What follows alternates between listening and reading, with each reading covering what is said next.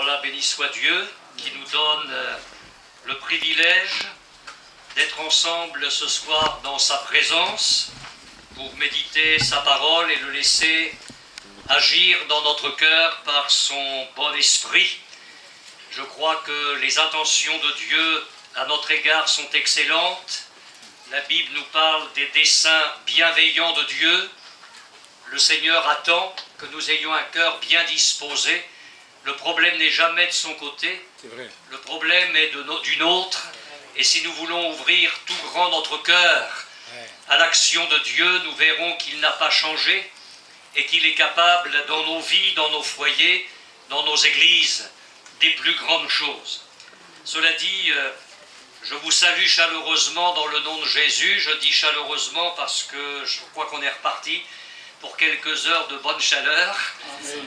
Mais l'essentiel, c'est d'être au bénéfice du soleil de justice, notre Seigneur Jésus-Christ. Avant de lire et de méditer la parole de Dieu avec vous, nous allons nous recueillir encore une fois et prier Dieu pour qu'il nous accorde tout le secours de sa grâce. Nous te prions, Seigneur, en cette soirée, de bien vouloir nous mettre au bénéfice de la personne et du ministère du Saint-Esprit. Jésus a dit, il vous est avantageux que je m'en aille, parce que nous savons que lui, il enverrait le Saint-Esprit et qu'il agirait alors dans nos cœurs. Béni sois-tu pour ton peuple qui a eu à cœur ce soir de se rassembler sous ce chapiteau.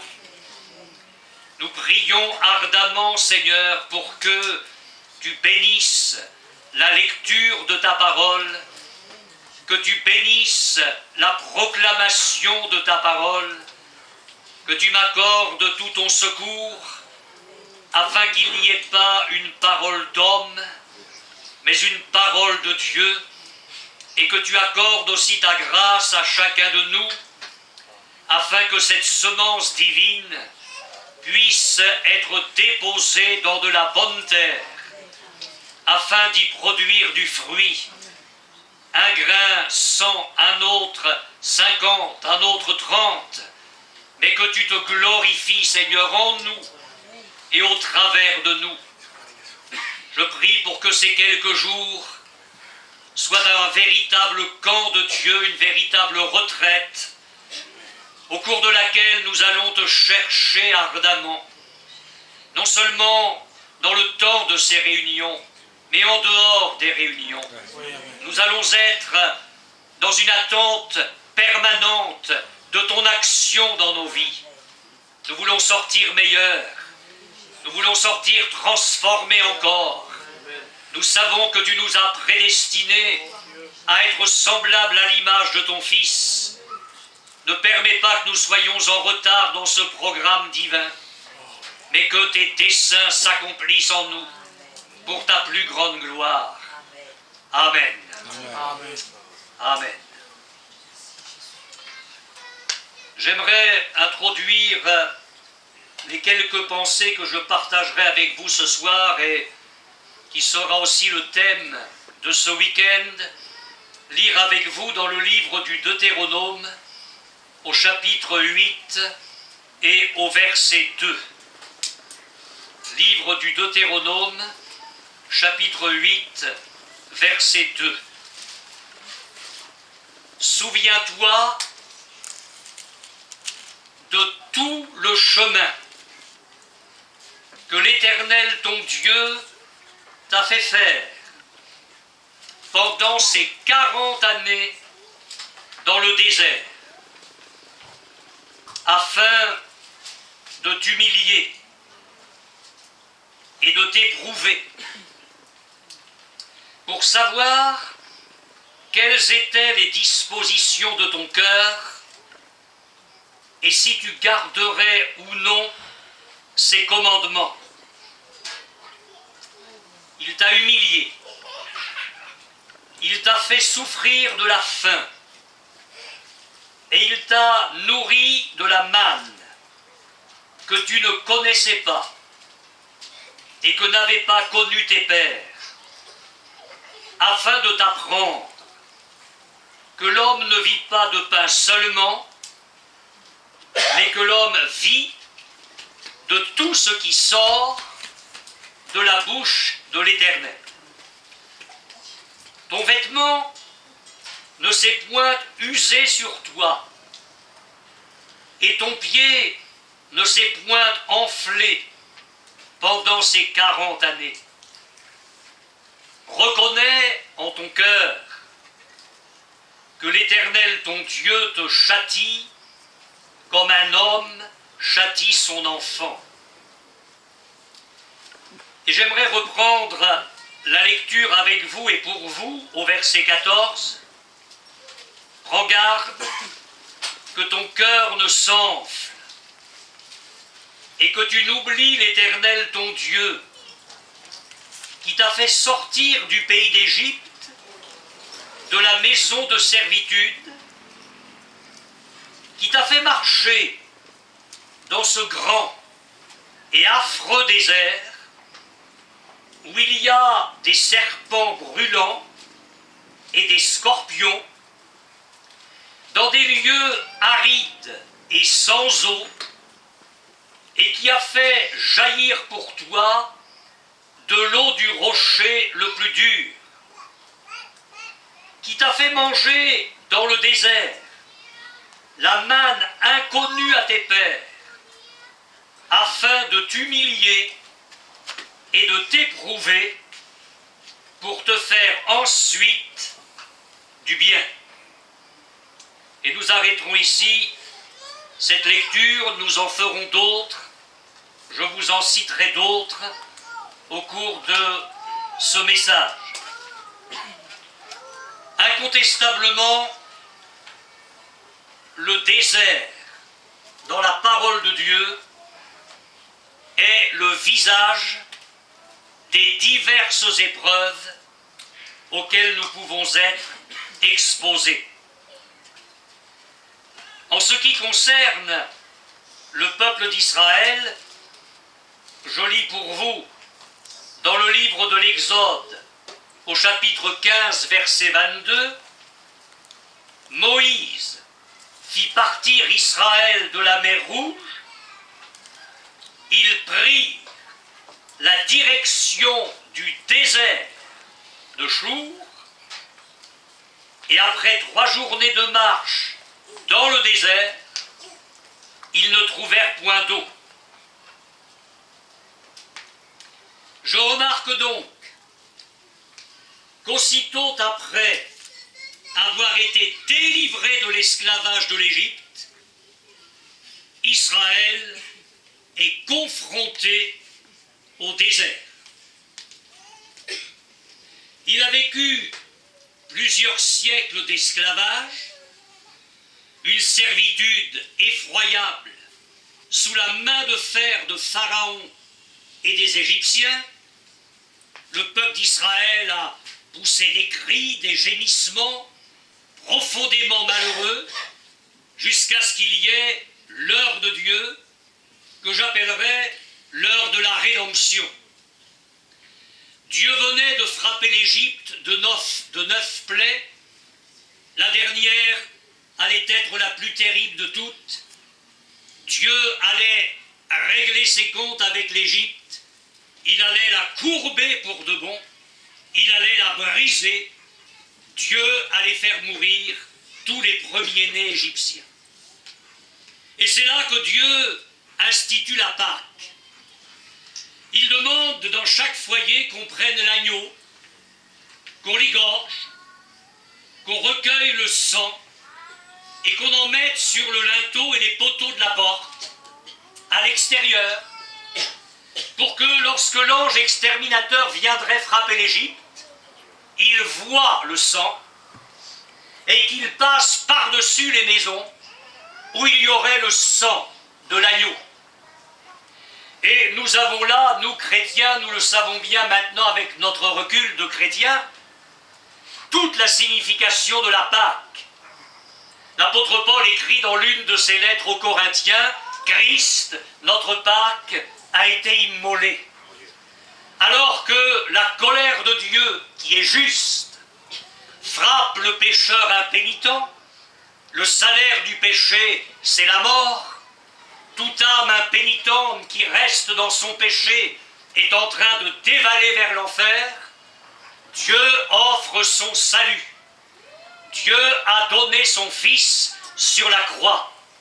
Et la Bible nous dit que le sang de Jésus nous purifie de tout péché. Amen. La grâce de Dieu, cette grâce qui est venue nous chercher dans notre misère, dans notre souillure, dans notre fange, dans notre corruption, ce qui a fait écrire à l'apôtre Paul dans sa lettre aux Colossiens, il nous a délivrés de la puissance des ténèbres et il nous a transportés dans le royaume de son Fils bien-aimé. Nous avons en Jésus la rédemption, la rémission de nos péchés. Le sang de l'agneau, le sang de la Pâque, a mis le peuple de Dieu à l'abri du jugement divin. Le sang de l'agneau de Dieu, le sang de Jésus, répandu sur nos cœurs, qui nous a lavés, qui nous a purifiés, qui nous a sanctifiés, nous met à l'abri du jugement dernier, du jugement de l'enfer. Pour Israël, après la Pâque, après la sortie d'Égypte, il y a eu l'épreuve de la mer Rouge, et nous qui connaissons notre Bible, nous savons comment le Seigneur a agi prodigieusement pour son peuple, fendant la mer et permettant à tout ce peuple de passer à pied sec. Je ne sais pas si vous avez déjà essayé de vous imaginer ce qu'a été ce moment-là. Ça a été quelque chose d'extraordinaire. Dieu est le Tout-Puissant. Il régit l'univers, il maintient en mouvement les milliards de galaxies de notre univers, et il est capable de fendre la mer Rouge pour le passage de son peuple. La mer Rouge va désormais séparer Israël à tout jamais de l'Égypte. Elle constitue une grande séparation. Et l'apôtre Paul n'hésitera pas à dire que le peuple a été baptisé dans Moïse et dans la mer. Au fond, quand celui qui est né de nouveau descend dans les eaux du baptême, comme les 6 frères et sœurs qui ont été baptisés ces jours derniers parmi vous, lorsque le nouveau converti est baptisé dans l'eau, il y a là le symbole d'une séparation entre son ancienne vie et la nouvelle. Il meurt au péché, au monde, à la domination de l'ennemi, à tous ses anciens appétits, à ses péchés, à ses passions, à ce qu'était sa vie. Et quand il ressort de l'eau, c'est le symbole d'une résurrection. Il marche désormais avec Christ dans une vie nouvelle. Si quelqu'un est en Christ, il est de nouvelle création. Et notre conversion, notre engagement dans le baptême marque une séparation définitive d'avec le monde. D'ailleurs, alors que les apôtres prêchaient l'évangile, c'était une réunion d'évangélisation, le jour de la Pentecôte, ils ont précisé à ces milliers de gens qui se faisaient baptiser, sauvez-vous de cette génération perverse. La conversion, c'est une séparation. On n'est pas converti pour continuer à vivre comme avant. Oui. La conversion, c'est un changement de vie. Mais alors, Seigneur, faut que tu m'expliques. Tu les as sauvés au travers du sang de l'agneau pascal. Tu les as fait traverser la mer Rouge d'une façon extraordinaire pour les mener au désert. Pour les mener au désert. Alors là, Seigneur, il faut que tu m'expliques pourquoi toi, le Dieu d'amour, qui a des plans d'amour. Tu es amour. La Bible ne dit pas que tu as de l'amour, tu es amour, c'est ta nature. Pourquoi tout ça? Si c'est pour les amener au désert. J'en connais un autre, d'une toute autre dimension, fait à peu près 300 km pour se faire baptiser. Pas en Mercedes, hein, à pied. Pour venir accomplir tout ce qui est juste. Le peuple se fait baptiser, et lui qui sent encore le bois de la charpente, arrive là comme un juif au milieu des juifs. Mais Jean-Baptiste sait que celui-là n'est pas comme les autres. Mais c'est moi qui ai besoin d'être baptisé par toi et tu viens à moi. Et entendez Jésus dire simplement, laisse faire maintenant, parce qu'il est convenable que nous accomplissions tout ce qui est juste. Et si vous regardez bien dans l'eau du Jourdain, il y a l'ombre de la croix. Il va s'abaisser au même rang que les publicains, les gens de mauvaise vie, tous ces parias de la société qui sont en train d'arriver vers Jean-Baptiste pour être baptisés. Il vient là au milieu d'un fleuve de repentance, alors qu'il est le saint des saints. Et il vient nous montrer là qu'il va descendre au rang des pécheurs, alors qu'il est le juste, le véritable. Il vient là pour nous sauver. Jean ne résiste plus. Il baptise le Seigneur Jésus qui est en train de prier. Et alors que Jésus sort de l'eau et qu'il prie, le ciel s'ouvre et l'Esprit de Dieu descend sur Jésus sous la forme d'une colombe. Magnifique, baptême d'eau, revêtement de puissance sur celui qui a été un homme semblable à nous. Alors ça va être formidable. Jésus, rempli du Saint-Esprit, revint du Jourdain, et il fut conduit par l'Esprit, pas par le diable, pas par des démons, pas par une désobéissance, mais par l'Esprit. Où? Dans le désert. Où il fut tenté par le diable pendant 40 jours. Et vous commencez à percevoir qu'il y a là certainement un message de Dieu pour notre cœur ce soir. Dans le fait que Jésus ait été conduit au désert après le baptême d'eau, nous verrons tout ce que cela signifie pour nous, mais ce n'est pas mon message de ce soir.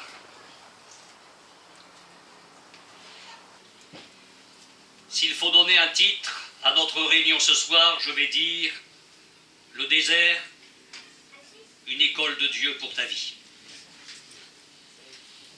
Le désert, une école de Dieu pour ta vie. Nous le savons parce que nous lisons la parole de Dieu. Il y aura pour le peuple d'Israël quelques étapes dans le désert. Et quelques étapes pleines d'enseignements pour nous. En ce qui nous concerne, je suis venu vous dire ce soir que dans notre marche chrétienne, il y a aussi quelques étapes dans le désert.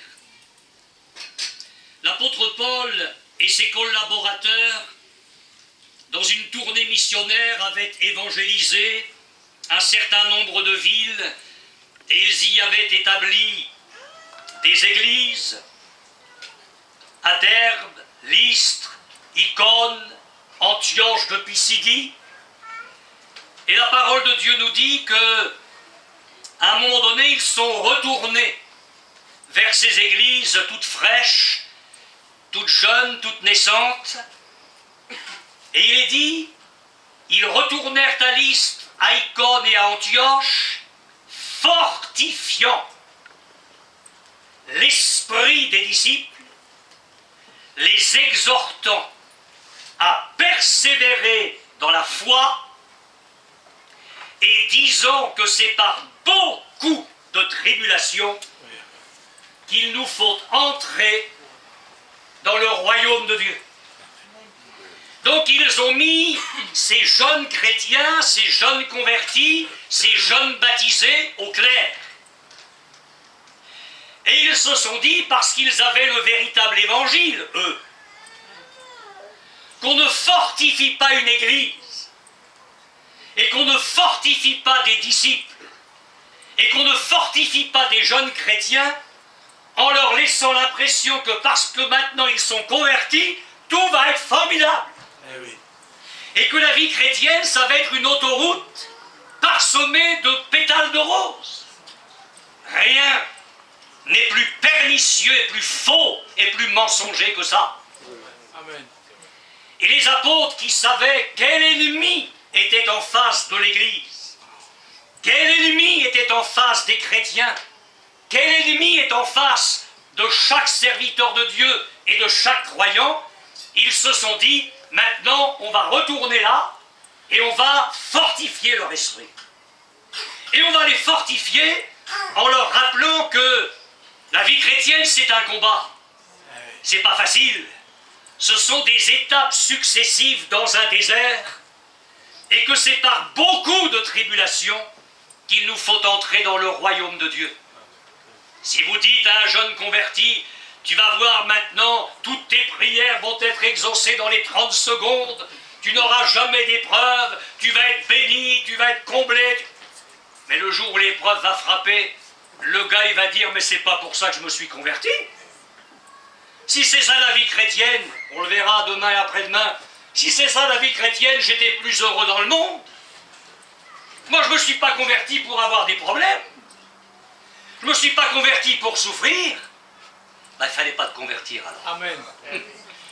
Parce que je vais te dire ce soir que pour ta vie, et tu ne peux pas y échapper, et pour ma vie, il y a une école.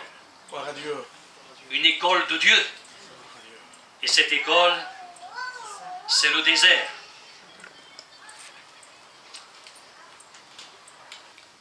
J'ai parlé de jeunes églises avec Lystre, Derbe, Icône, Antioche de Pisidie. Il y en a une autre, dans les tournées missionnaires de Paul, c'est Thessalonique. Et en quelques semaines, quelques courtes semaines, si j'ai bien lu ma Bible, 3 semaines, il y a eu une église de fondée. Des conversions, des baptêmes d'eau. Et ces chrétiens ont reçu la parole de Dieu au milieu de beaucoup de tribulations. Relisez Acte 17 et vous allez voir que l'évangélisation s'est faite au milieu de terribles combats. Et Paul est parti et il s'est dit, mais c'était pas un manque de foi de sa part, c'était un vrai père, une vraie nourrice. Et il s'est dit, mais ces jeunes-là, ce sont des jeunes convertis, ce sont de jeunes âmes. Ils viennent à peine de saisir la vie chrétienne, de s'engager avec Jésus, et il y a tellement de souffrances, tellement de combats. Alors il a dit à Timothée, tu y retournes. Tu y retournes. Et puis, ta mission, ça va être de les affermir, de les exhorter au sujet de leur foi. Et Paul écrit, afin que personne ne soit ébranlé au milieu des tribulations présentes, car vous savez, est-ce que vous le savez, vous, à Montpellier? Car vous savez vous-même que nous sommes destinés à ça. Gloire à Dieu. Et lorsque nous étions auprès de vous, nous vous annoncions d'avance que nous serions exposés à des tribulations, comme cela est arrivé et comme vous le savez. Nous revenons au peuple d'Israël Il a donc traversé la mer Rouge, arrivé plus tard dans le désert, et le livre des Nombres s'ouvre avec ce verset: l'Éternel parla à Moïse dans le désert. Parce que s'il y a le désert, il y a aussi un Dieu vivant au-dessus du désert. Un Dieu qui nous voit dans le désert. Un Dieu qui sait. Un Dieu qui lit dans nos cœurs. Et un Dieu qui ne reste pas inactif, mais silencieux. Et qui est capable de parler à son peuple dans le désert. Alors je ne sais pas, ma sœur, quel est ton désert? J'aurai l'occasion de revenir sur cette pensée ce soir. Je ne sais pas, mon frère, quelle est l'étape à laquelle le Seigneur t'a fait parvenir et quelles sont tes souffrances, tes soucis, ce qui pèse sur ton cœur ce soir, comme un fardeau terrible, que je sais, c'est que mon Dieu est vivant. Amen. Et qu'il parle dans le désert. Il parle.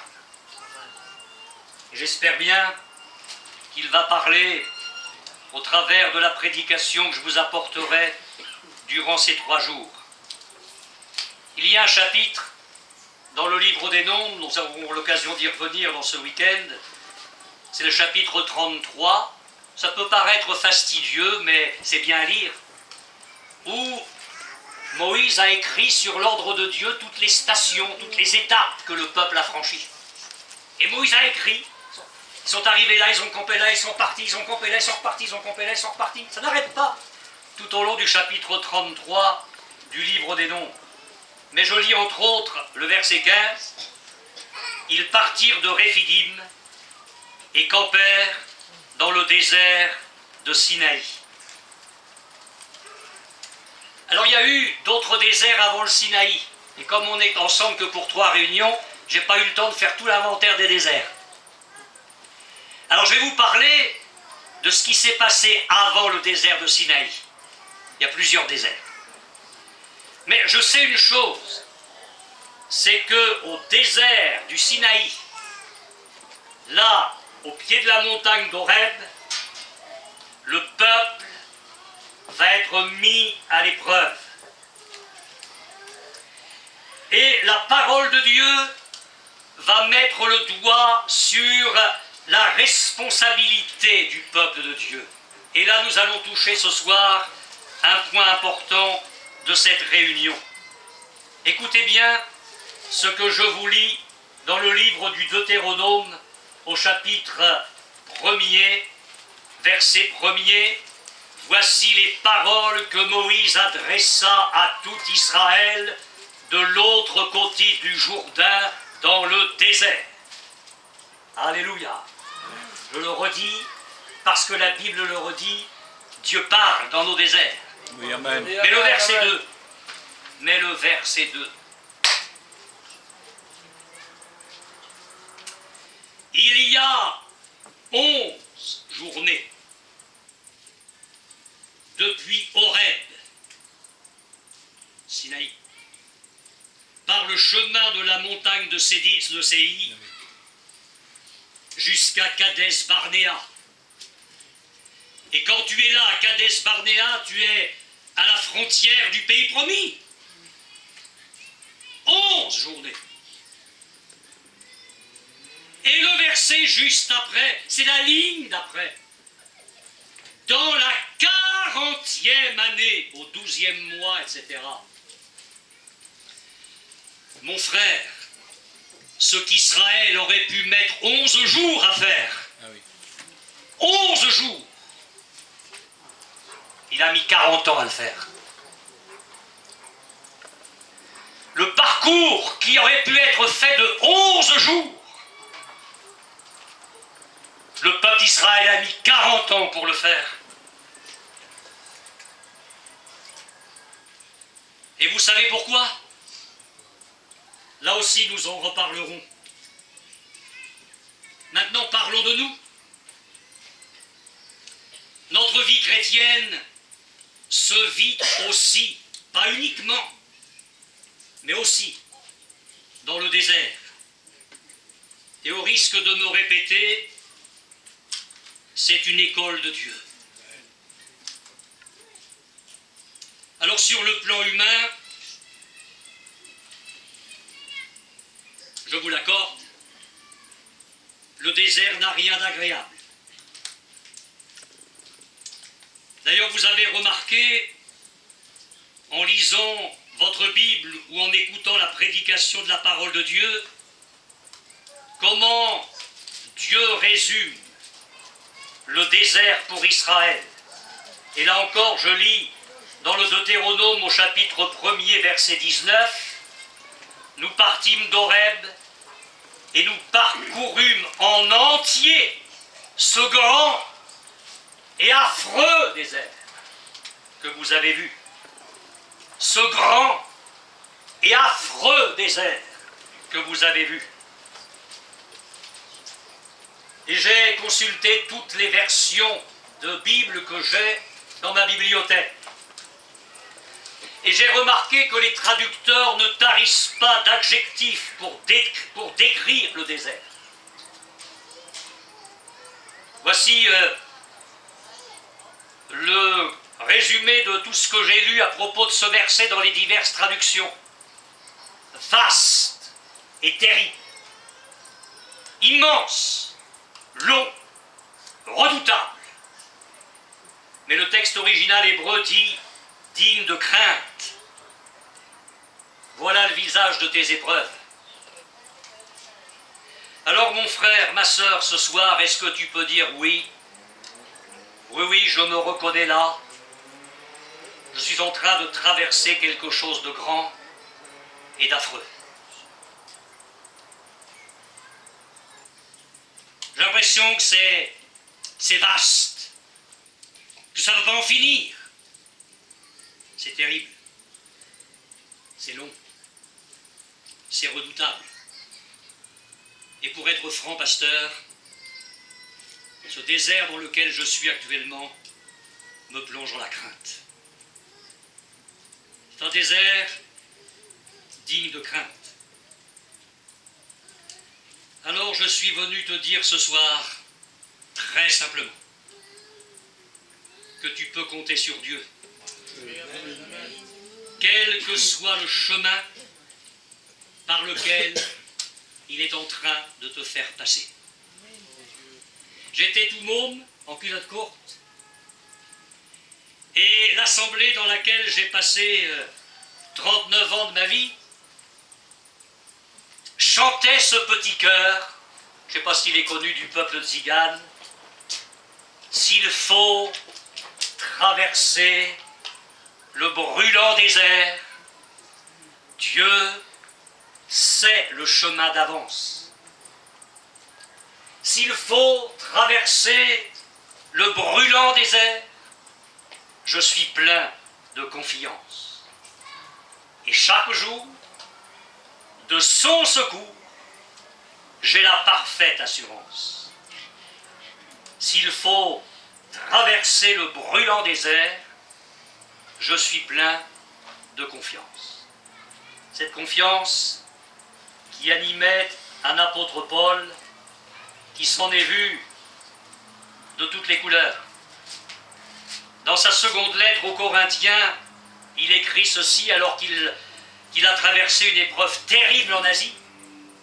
C'est lui qui nous a délivrés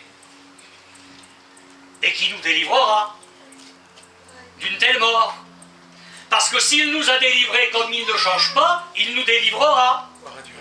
Ce qu'il a été, il le sera. Je suis l'Éternel, je ne change pas. C'est lui qui nous a délivrés et qui nous délivrera d'une telle mort. Lui de qui nous espérons qu'il nous délivrera encore. S'il faut traverser le brûlant désert, je suis plein de confiance. Et puis, comme s'il laissait un testament spirituel à son collaborateur Timothée, mais il nous le laisse aussi, et il le laisse aux chrétiens de tous les siècles, l'apôtre Paul écrit à la fin de sa vie, « le Seigneur me délivrera de toute œuvre mauvaise. Il a gardé la foi jusqu'au bout. Le Seigneur me délivrera de toute œuvre mauvaise et il me sauvera pour me faire entrer dans son royaume céleste. À lui soit la gloire au siècle des siècles. Bon, ça c'était l'introduction. Maintenant j'en viens à ma pensée centrale, le désert, une école de Dieu. Mais qu'est-ce que Dieu veut donc nous apprendre dans le désert, dans nos épreuves? Tout d'abord, la discipline. Je vous relis un des versets que j'ai lus en introduction. Dieu dit, « Reconnais en ton cœur que l'Éternel ton Dieu te châtie comme un homme châtie son enfant. » Et vous savez que l'auteur de l'Épître aux Hébreux reprend cette pensée au chapitre 12 de sa lettre. Là encore, je vous lis le texte. Vous avez oublié l'exhortation qui vous est adressée comme à des fils.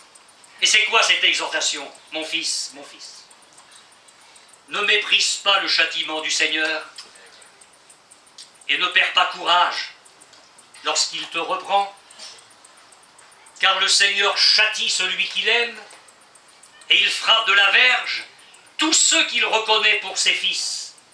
Supportez le châtiment, c'est comme des fils que Dieu vous traite, car quel est le fils qu'un père ne châtie pas? Je poursuis la lecture un petit peu plus loin. Nos pères nous châtiaient pour peu de jours, comme ils le trouvaient bon, mais Dieu nous châtie pour notre bien, afin que nous participions à sa sainteté. Il est vrai que tout châtiment semble d'abord un sujet de tristesse et non de joie, mais il produit plus tard, pour ceux qui ont été ainsi exercés, un fruit paisible de justice. Bon, je suis père de 5 enfants. Il a fallu les élever, leur apprendre à être poli, à être propre, etc., etc. Ça n'a pas toujours baigné dans l'huile. Ça n'a pas toujours été facile. Et il y a des moments, parce que le papa aime son enfant, il le châtie. Il ne le fait pas mourir, mais il le châtie pour son bien. Parce que si un père se dit « Oh, j'aime trop mon enfant pour le châtier », tu vas en faire un délinquant. Ton enfant n'aura pas de repère. Il pensera que tout ce qu'il fait, tout ce qu'il dit, c'est bien. Or, ce n'est pas possible. L'enfant a besoin de repères. Et les repères, ce sont les parents qui les donnent, c'est le père qui le donne, et quand c'est nécessaire, il châtie son enfant. Pour que vous ayez encore plus de moi une plus mauvaise impression, je vais vous dire ce qui s'est passé un jour avec ma fille qui a menti. Je lui ai jamais appris à mentir, ça vient tout seul ce truc-là. Et je lui ai dit, tu sais ma fille, t'es petite, une langue qui ment c'est une langue sainte. Alors on va aller la laver. Et on est passé dans la salle de bain, et j'ai lavé la langue de ma fille au savon. Bien sûr, ça a fait des bulles, tout ça, il a fallu qu'elle se lave. Ah ben, je pense que ça l'a guéri pour un bon bout de temps de mentir. Et si j'avais dit à ma fille, oh t'as menti, c'est pas grave, tu sais, tu peux continuer, il n'y a pas de souci, mais j'en aurais fait quoi? Alors c'est ce que dit la Bible. Tout châtiment semble d'abord un sujet de tristesse. Moi, à chaque fois que j'ai corrigé mes enfants, on me dit, papa, il est méchant, je l'aime pas. Ça, c'est le revers de la médaille pour le père. Mais il faut assumer ça. Parce qu'il faut donner des repères à l'enfant. Alors Dieu nous dit dans sa parole, si vous êtes capable de faire ça, et le Père Céleste qui est parfait, il va châtier ses enfants. Ça ne veut pas dire qu'il va leur faire du mal par plaisir de leur faire du mal, mais Dieu va se servir de nos déserts. Il va se servir de nos épreuves. Il va se servir de certaines souffrances pour nous apprendre à obéir, nous apprendre la discipline. Vous savez ce que l'homme de Dieu disait? Avant d'avoir été humilié, je m'égarais. Ouais. Maintenant, j'observe ta parole. Gloire à Dieu. Gloire à Dieu. Amen. J'étais jeune pasteur, j'étais terrible à ce moment-là. Mais rassurez-vous, hein, maintenant je suis pire. On avait une brave sœur dans l'église, d'un certain âge, d'un âge certain. Elle avait une langue plus longue que ses cheveux. Et elle nous faisait un dégât dans l'église par sa langue, mais c'est pas possible, parce que le mal qu'elle nous a fait. Et un jour, elle a eu un mal à la langue. La langue s'est mise à enfler. Elle ne pouvait plus parler, elle ne pouvait plus manger. Alléluia! Et moi, je ne me suis pas désolé, moi j'ai béni le Seigneur. J'ai béni le Seigneur. Alors je lui ai fait une visite. Et dans la visite, du mieux qu'elle a pu, elle s'est humiliée, reconnaissant tout le mal qu'elle avait fait dans l'église par sa langue, confessant son péché, demandant pardon à Dieu. Alors de tout mon cœur, je lui ai fait l'onction d'huile. Et vous savez quoi? Là, le Seigneur l'a guéri de sa Gloire langue. à Dieu. Nos déserts, où Dieu nous apprend la discipline. Mais il n'y a pas que ça, rassurez-vous. Dans nos déserts, Dieu nous apprend ou nous fait faire l'expérience de sa bonté. 40 années, et Dieu dit, ton vêtement ne s'est point usé sur toi. Alors là, c'est extraordinaire. Et ton pied ne s'est point enflé pendant ces 40 années. L'expérience de la bonté de Dieu, l'expérience du miracle de Dieu.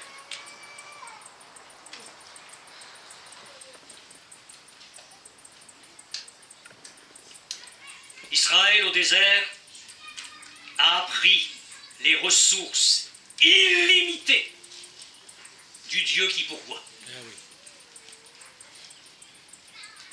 Il t'a nourri de la manne que tu ne connaissais pas et que n'avaient pas connu tes pères. Chaque matin, sauf au moment du sabbat où Dieu prévoyait pour 2 jours. Mais chaque matin, pendant 40 ans, Dieu a pourvu à la manne. Vous imaginez ça? Gloire à Dieu. Les ressources illimitées de Dieu. Il a fait jaillir pour toi de l'eau du rocher le plus dur. Un véritable miracle.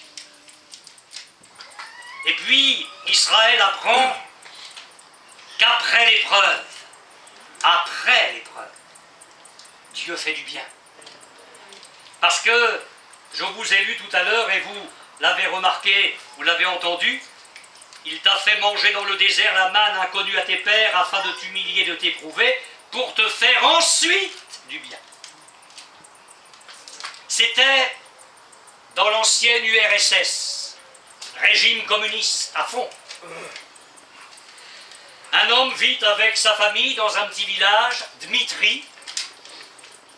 Cet homme avait connu l'évangile dans sa jeunesse, il était chrétien. C'était maintenant un père de famille, sans formation théologique, un simple chrétien. Puis un jour, Dmitri dit à sa femme, tu vas croire que je suis un peu fou, parce que je n'ai aucune formation théologique, rien. Mais si on faisait une fois par semaine une réunion à la maison avec toi et nos enfants,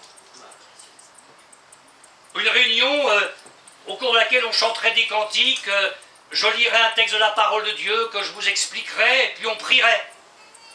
Et c'est ce qui s'est fait.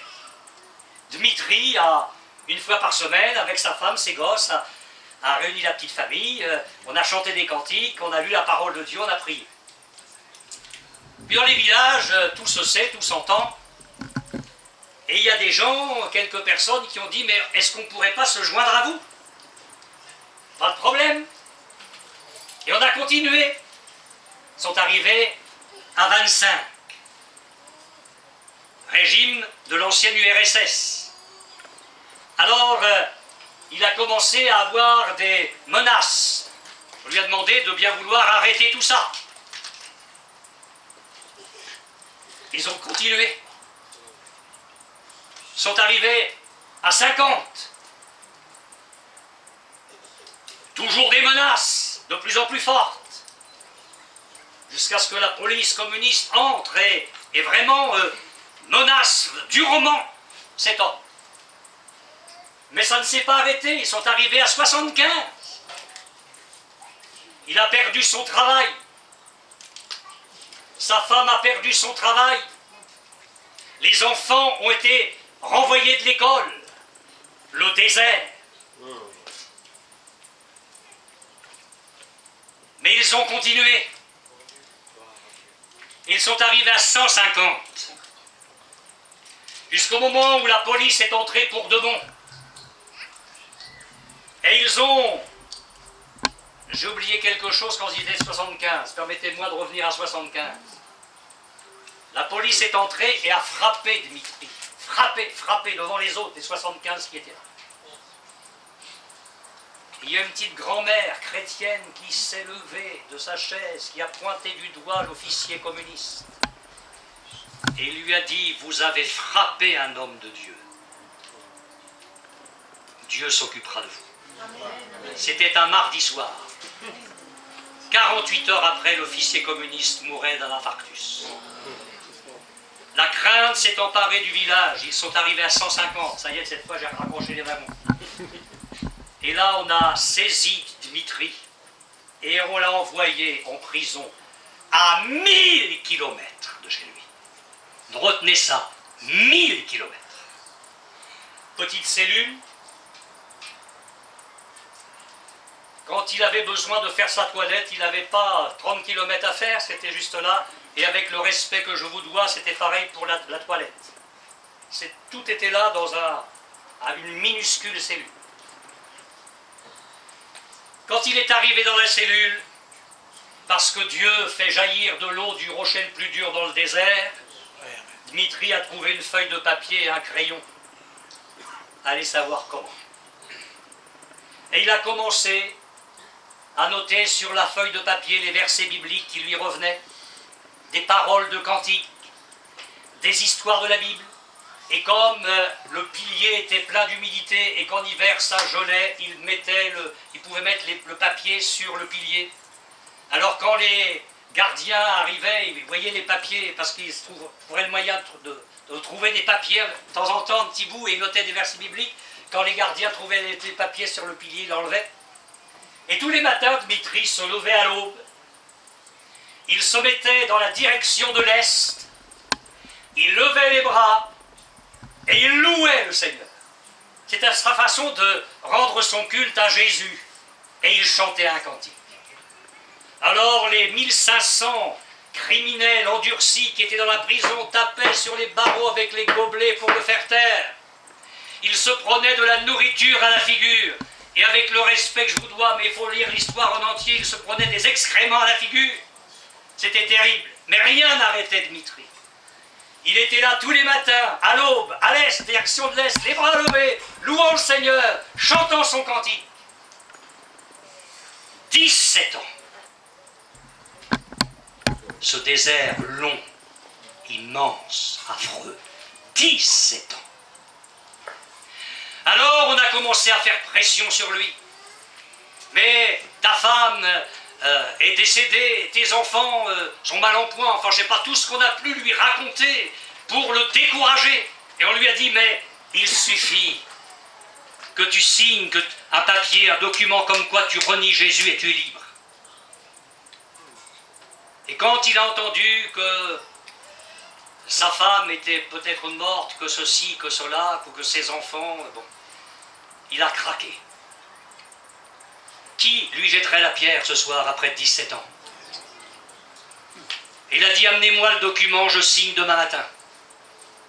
Et voilà Dmitri, après 17 ans de son désert, assis sur son lit, la mort dans l'âme, parce qu'elle avait craqué, parce qu'il avait flanché.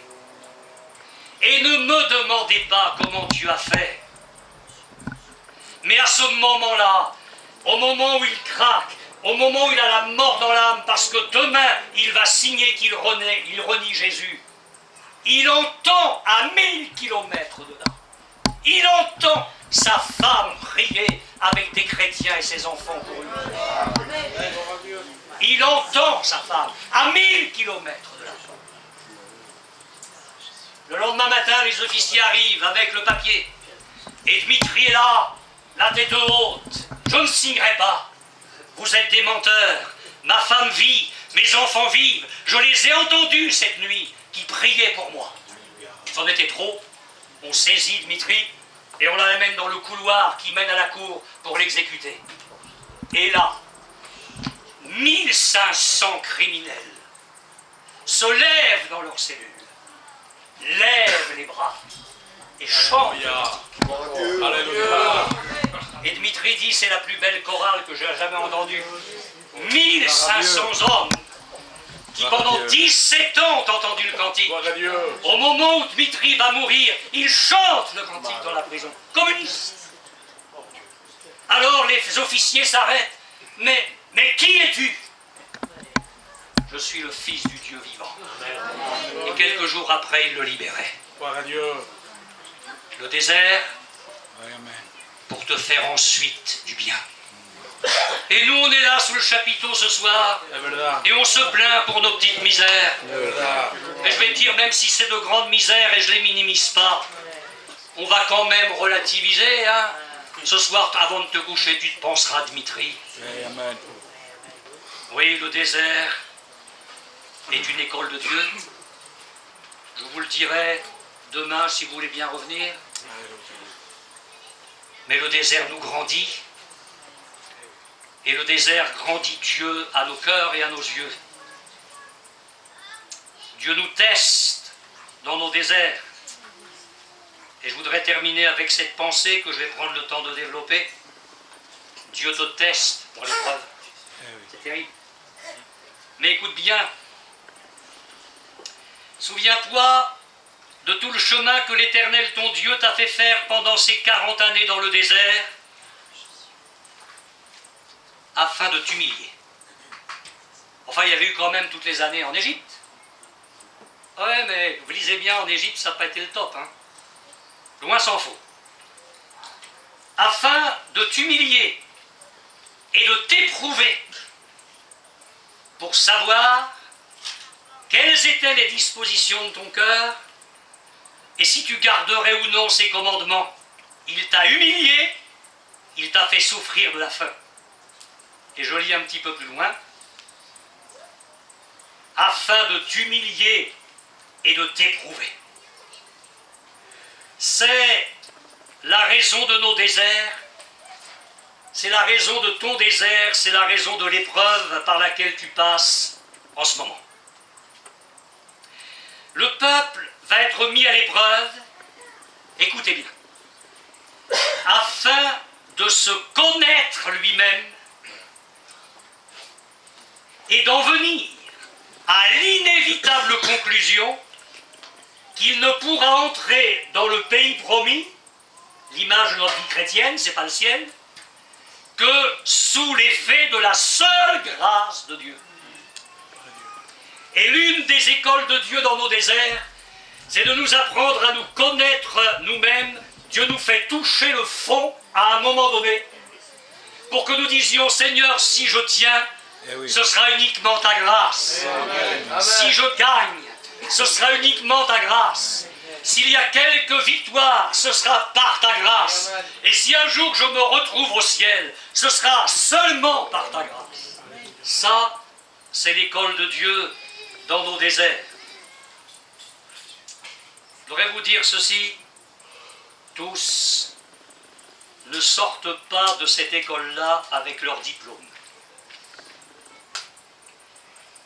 Certains redoublent. Certains triplent la classe. Et certains abandonnent l'école avant d'avoir été diplômés. Dieu disait à Israël par la bouche de Moïse, afin de t'humilier. Dans nos déserts, Dieu permet l'humiliation. L'humiliation, c'est un mot de la langue française. Je sais que je m'adresse à les tziganes, mais vous êtes très intelligents, vous allez comprendre. Il n'y a pas de moquerie dans ce que je dis, hein. Je vous respecte trop. Humiliation, c'est la même famille que le mot humus, qui veut dire la terre. Quand Dieu nous humilie, il nous ramène à notre niveau. Nous avons été tirés de la terre, nous ne sommes rien, et nous devons nous souvenir que nous ne sommes rien. Alors, le désert va t'humilier. Tu vas revenir à ce que tu es, tu vas prendre conscience que tu n'es que de l'humus.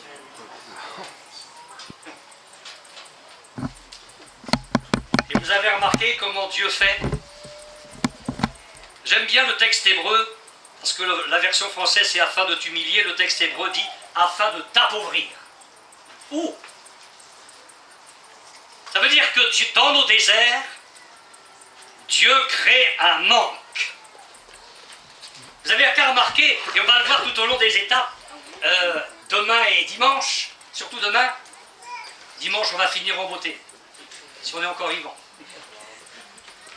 Mais vous avez qu'à remarquer dans les étapes des déserts d'Israël, à chaque fois Dieu crée un manque. Israël manque de quelque chose. Dieu l'appauvrit. Et au travers de ça, il l'humilie. Il le dépouille de toutes ses ressources. Il le dépouille de tout appui humain ou terrestre. Rien ni personne ne peut combler ce manque. Il va falloir regarder à Dieu. Il y a des moments, le corps médical ne peut plus rien. Les traitements ne peuvent rien. Dieu crée un manque. Il appauvrit. Il n'y a pas de ressources. On est obligé de regarder à lui. Alléluia. Tu es dans une situation là, physique, morale, spirituelle, familiale, et financière, je ne sais pas. Et Dieu a permis un appauvrissement, c'est-à-dire Dieu a permis que tu sois dépourvu de toute ressource.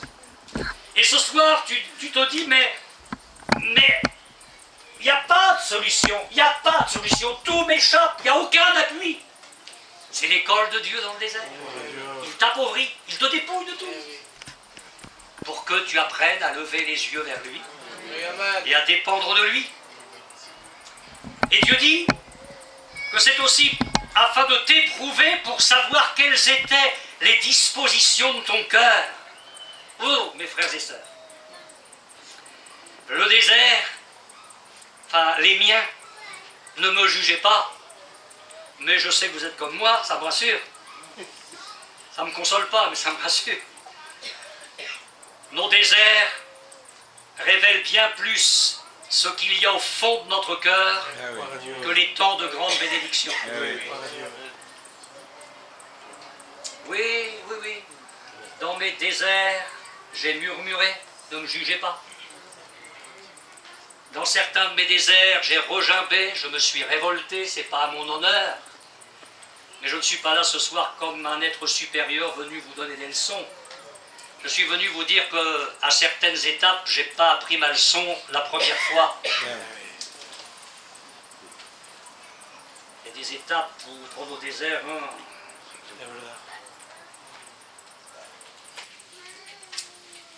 Si dans un vase,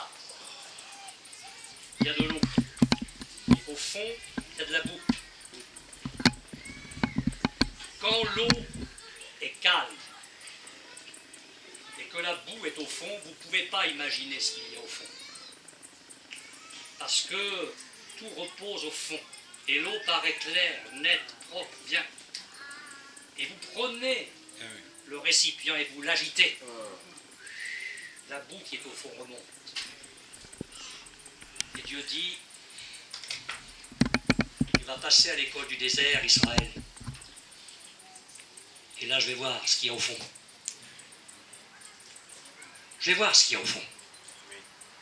Parce que chanter, danser, parce que la mer Rouge s'est ouverte, tout le monde peut faire ça. Mais quand tu vas être à Mara, quand tu vas être à Horeb, quand il va y avoir les serpents brûlants, là on va voir ce qu'il y a au fond. Et c'est le désert qui va révéler ça. Il va révéler ça. Quelles sont les dispositions de ton cœur? et si tu es disposé ou non à obéir à mes commandements. Va voir si tu vas garder ma parole. Et c'est vrai que dans nos déserts, Dieu teste notre foi et il teste notre obéissance à sa parole. Et franchement, ma sœur, franchement mon frère, reconnais qu'à certains moments, nous nous sommes surpris de notre propre fragilité.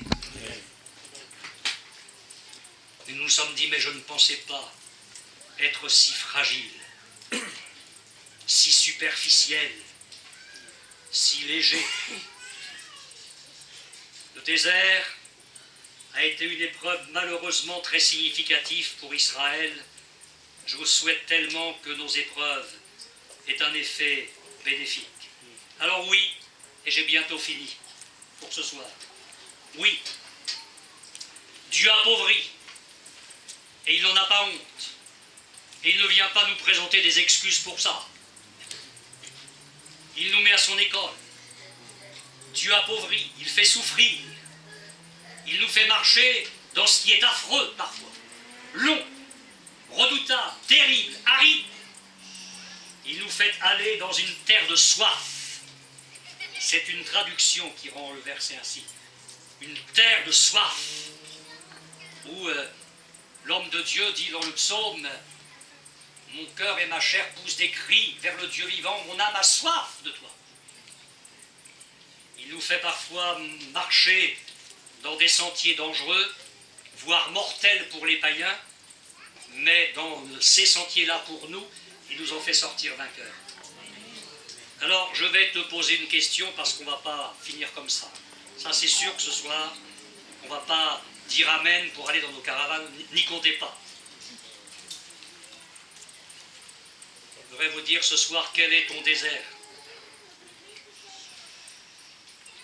Quel est ton désert? Regarde au fond de toi-même, regarde les événements par lesquels tu passes. Mon frère, quel est ton désert? Et depuis combien de temps? Comment réagis-tu actuellement dans ton désert, dans ton épreuve? Est-ce que ce soir, au travers de ce simple message, Dieu n'aurait pas parlé à ton cœur? Est-ce que ce ne serait pas le temps de te jeter dans les bras du Seigneur? Oui, amen. Si tu es dans ton désert et que ce soir on bâcle la réunion et qu'on va dans nos caravanes dormir tranquille ou manger ou je sais pas quoi, et qu'on reparte en étant toujours vaincu dans nos déserts, Dieu aura manqué son rendez-vous avec nous. Il faut que ce soir, au point où nous sommes parvenus, nous disions oui, Seigneur, c'est clair, il n'a pas parlé pour rien, je suis dans un désert et j'ai vraiment, vraiment besoin que ce soir, dans ce désert-là, enfin, tu me donnes la victoire. Je ne te demande pas de sortir du désert, ça c'est ton affaire. Je te demande, moi, d'être vainqueur dans mon désert. Nous ne sommes pas triomphants quand nous sortons de nos épreuves. Nous sommes triomphants quand nous triomphons à l'intérieur de nos épreuves. Quand elles ne sont pas terminées, mais que nous sommes déjà vainqueurs, nous, sur nous-mêmes dans nos épreuves. Je voudrais revenir sur ce que j'ai dit au départ, et la boucle sera bouclée.